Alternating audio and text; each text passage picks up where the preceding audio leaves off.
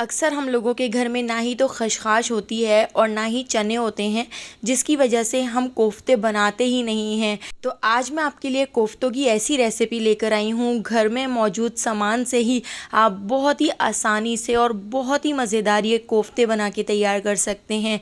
इतने ज़्यादा सॉफ्ट और इतने मज़ेदार कोफ्ते बन के तैयार होते हैं कि एक बार आप इस रेसिपी से बनाएंगे तो हर बार इसी रेसिपी से आप अपने घर में बहुत ही ईजी तरीके से कोफ्ते बना लेंगे। तो इन मज़ेदार से कोफ्तों को बनाने के लिए मैंने यहाँ पर चॉपर जग ले लिया है। चॉपर जग के अंदर मैं ऐड कर देती हूँ 2 छोटी साइज़ की इस तरह से ब्रेड। तो ब्रेड को हम इस तरह से तोड़कर इसके अंदर ऐड कर देते हैं। इसके अंदर अब मैं ऐड कर देती हूँ 4 हरी मिर्चें और इसके साथ ही मैंने यहाँ पर 1 बंच लहसुन का ले लिया है। तो लहसुन को छील कर हम इसके अंदर ऐड कर देते हैं। आधी गड्डी हमने यहाँ पर हरा धनिया ले लिया है। तो हरे धनिया को भी अच्छी तरह से धोकर हमने इसके अंदर ऐड कर दिया है। और इसके साथ ही मैंने यहाँ पर एक मीडियम साइज़ की प्याज ले ली है। प्याज को इस तरह से मोटा मोटा स्लाइस में कट कर लिया है। तो प्याज भी हम इसके अंदर ऐड कर देंगे और इन सारी चीज़ों को एक बार हम चॉपर में पीस लेते हैं। तो देखिए यहाँ पे हमने इन सारी चीज़ों को एक साथ इस तरह से पीस लिया है। जब ये सारी चीज़ें इस तरह से हम पीस लेंगे उसके बाद हम इसके अंदर ऐड कर देते हैं कीमा। तो 600 ग्राम से थोड़ा सा कम मैंने यहाँ पर कीमा ले लिया है। कीमे को हमने अच्छी तरह से धो लिया था और धोने के बाद मैंने इसको एक स्ट्रेनर में रख दिया था। इसके पानी को बहुत अच्छी तरह से निचोड़ लिया था। तो कीमा भी हम इसके साथ ही इस चॉपर जग के अंदर ऐड कर देते हैं।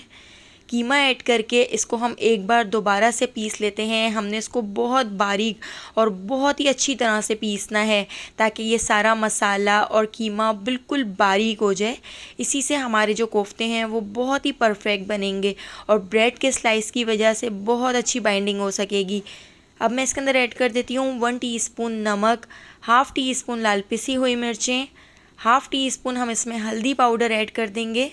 1 टीस्पून मैंने इसमें पिसा हुआ धनिया ऐड कर दिया है, हाफ़ टी स्पून पिसा हुआ गरम मसाला और इसके साथ ही 2 टेबल स्पून मैं इसके अंदर कुकिंग ऑयल ऐड कर देती हूँ।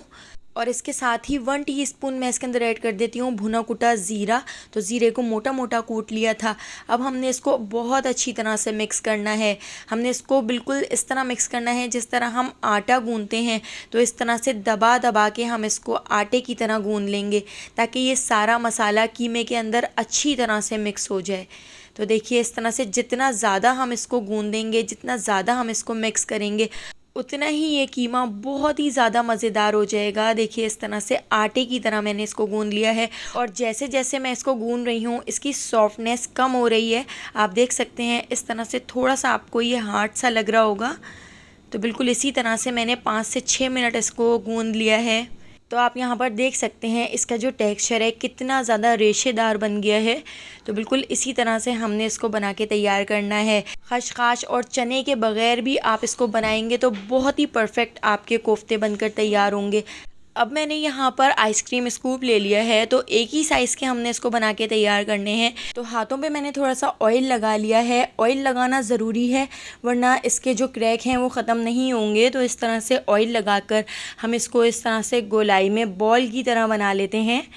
कहीं से भी इसमें क्रैक नहीं रहना चाहिए। अगर क्रैक हुआ तो वहीं से ये खुलना शुरू हो जाएंगे और जब हम इसको ग्रेवी में ऐड करेंगे तो ये टूट जाएंगे। तो बिल्कुल इसी तरह से हम सारे कोफ्ते बनाकर तैयार कर लेंगे। मैंने यहाँ पर 600 ग्राम कीमा लिया था और ब्रेड ऐड की थी तो उससे क्वांटिटी भी थोड़ी सी बढ़ गई थी। तो यहाँ पर हमारे 10 से 12 कोफ्ते बनकर तैयार हो गए थे। आपको छोटे साइज़ के कोफ्ते बनाने हों तो वो भी आप बना के तैयार कर सकते हैं। अब इन कोफ्तों को मैं 2 घंटे के लिए फ्रिज में रख देती हूँ। इतनी देर हम यहाँ पर ग्रेवी बनाकर तैयार कर लेते हैं। तो मैंने यहाँ पर 2 मीडियम साइज़ की प्याज ले ली हैं, 2 इंच का अदरक का टुकड़ा, 1 बंच लहसुन का। तो पहले हम इन तीनों चीज़ों को इस तरह से पीस लेते हैं और उसके बाद हम 2 टमाटरों को अलग पीस लेंगे। तो मैंने ब्लेंडर जग के अंदर लहसुन, अदरक और 2 मीडियम साइज़ की प्याज को इस तरह से कट करके ऐड कर दिया है और इसको पानी डाल के इस तरह से हमने पीस लिया है। और इसके साथ ही जो 2 मीडियम साइज़ के हमने टमाटर लिए थे तो टमाटरों की भी हमने इस तरह प्यूरी बना ली है, थोड़ा सा पानी डाल के पीस लिया है। तो चलिए अब इसकी ग्रेवी बना लेते हैं। तो ग्रेवी बनाने के लिए एक पतीली के अंदर हाफ़ कप ऑयल ऐड कर दिया है। ऑयल को गरम करने के बाद मैं इसके अंदर ऐड कर देती हूँ 2 छोटे छोटे दालचीनी के टुकड़े, 2 हरी इलायची हमने इसमें ऐड कर दी हैं, 5 से 6 लौंग ऐड कर दी हैं और इसके साथ ही हाफ़ टी स्पून मैंने इसमें ज़ीरा ऐड कर दिया है और यहाँ पर 2 तेज़ पत्ते ले लिए हैं। तो तेज़ पत्तों को हम इस तरह से तोड़कर इसके अंदर ऐड कर देते हैं। इन सारे खड़े मसालों को हमने 10 से 12 सेकंड इस तरह से फ्राई कर लिया है। और इसके अंदर अब मैं ऐड कर देती हूँ प्याज और लहसुन अदरक वाला पेस्ट। तो प्याज और लहसुन अदरक को हमने बहुत अच्छी तरह से भून लेना है। ये बहुत ज़्यादा तो गोल्डन नहीं हो सकेगा, लेकिन हमने इसको गुलाबी होने तक अच्छी तरह से पका लेना है। इसके सारे पानी को खुश्क कर लेना है और इतना पका लेना है कि साइडों से ऑयल ऊपर आ जाए। तो यहाँ पर आप देख सकते हैं इसका सारा पानी खुश्क हो चुका है, इसका कलर भी थोड़ा थोड़ा सा चेंज हो चुका है और साइडों से ऑयल भी ऊपर आ चुका है। अब हम इसके अंदर ऐड कर देते हैं 2 टमाटरों की जो हमने प्यूरी बनाकर तैयार की थी। तो टमाटर ऐड करके टमाटरों को भी हमने बहुत अच्छी तरह से इसमें भून लेना है। और इसके साथ ही अब मैं इसमें ऐड कर देती हूँ हाफ़ टी स्पून नमक। तो नमक हमने कोफ्तों में भी ऐड किया था, इसलिए नमक आप अपने टेस्ट के हिसाब से ऐड कर सकते हैं। हाफ़ टी स्पून हल्दी, हाफ़ टी स्पून लाल पिसी हुई मिर्चें, 1 टीस्पून मैं इसमें पिसा हुआ धनिया ऐड कर देती हूँ और हाफ़ टी स्पून हमने इसमें कश्मीरी लाल मिर्च ऐड कर दी है। इससे बहुत ही अच्छा सा कलर आएगा। और इस मसाले को अब हम बहुत अच्छी तरह से भून लेंगे। 2 से 3 बार मैं इसके अंदर थोड़ा थोड़ा पानी ऐड करके बहुत अच्छी तरह से भून लेती हूँ। तो जिस जग में हमने प्याज और टमाटर पीसे थे उसी जग को साफ़ करते हुए मैंने इसमें पानी भी ऐड कर दिया है। अब मैं इसको थोड़ी देर के लिए कवर करके छोड़ देती हूँ ताकि ये अच्छी तरह से पक जाए। तो यहाँ पर देखिए इसका पानी भी खुश्क हो चुका है। तो बस अब हमने इसकी भुनाई करनी है। जितनी अच्छी भुनाई हुई होगी उतना ही मज़ेदार हमारे कोफ्ते बनेंगे, उतनी ही मज़ेदार ग्रेवी बनकर तैयार होगी। तो थोड़ा थोड़ा पानी ऐड करके 2 से 3 बार मैं इसको इस तरह भून लेती हूँ। तो यहाँ पर आप देख सकते हैं हमारा जो ग्रेवी का मसाला है वो बहुत अच्छी तरह से भुन चुका है, नीचे लगना शुरू हो चुका है, सारा पानी खुश्क हो चुका है। अब मैं इसके अंदर 2 टेबल स्पून फेंट कर दही ऐड कर देती हूँ। तो दही आपने बिल्कुल लो फ्लेम पर ऐड करनी है। अगर आप मीडियम फ्लेम पर या हाई फ्लेम पर दही ऐड करेंगे तो दही फट जाएगा। तो बस लो फ्लेम करके आपने दही ऐड करके पहले इसको अच्छी तरह से मिक्स कर लेना है। दही के साथ भी अब मैं इसको एक बार और भुनाई कर लेती हूँ। तो यहाँ पे हमारा मसाला बहुत अच्छी तरह से भुन चुका है। तो चलिए अब हम इसके अंदर ऐड कर देते हैं 3 गिलास पानी। तो पानी हम थोड़ा इसमें ज़्यादा ही ऐड करेंगे क्योंकि हमने अभी इसमें कोफ्ते डालकर भी पकाने हैं। तो यहाँ पर मैं 3 से 4 कप इसके अंदर पानी ऐड कर देती हूँ और इसको अच्छी तरह से बॉयल आने तक पका लेती हूँ। जैसे ही इसमें अच्छा सा बॉयल आना शुरू हो जाएगा तो उसके बाद हम इसके अंदर ऐड कर देते हैं कोफ्ते।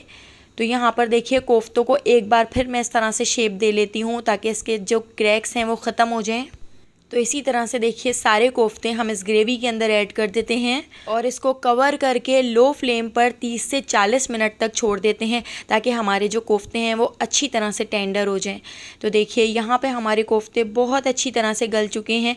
यहाँ पे हमारा बहुत ही मज़ेदार सा कोफ्तों का सालन बनकर तैयार हो चुका है। इसके अंदर हम ऐड कर देते हैं हरा धनिया। तो हरे धनिया को बारीक कट करके ऐड कर दिया है। हाफ़ टी स्पून पिसा हुआ गरम मसाला ऐड कर दिया है और इन दोनों को हम हल्का सा इस तरह से मिक्स कर लेते हैं। तो कोफ्तों का सालन हमारा यहाँ पर रेडी हो चुका है। तो चलिए अब हम इसको डिश आउट कर लेते हैं। तो आप देख सकते हैं खशखाश और चनों के बगैर भी कितना ज़्यादा मज़ेदार, कितना परफेक्ट और कितना अच्छा हमारा यहाँ पर कोफ्तों का सालन बनकर तैयार हो चुका है।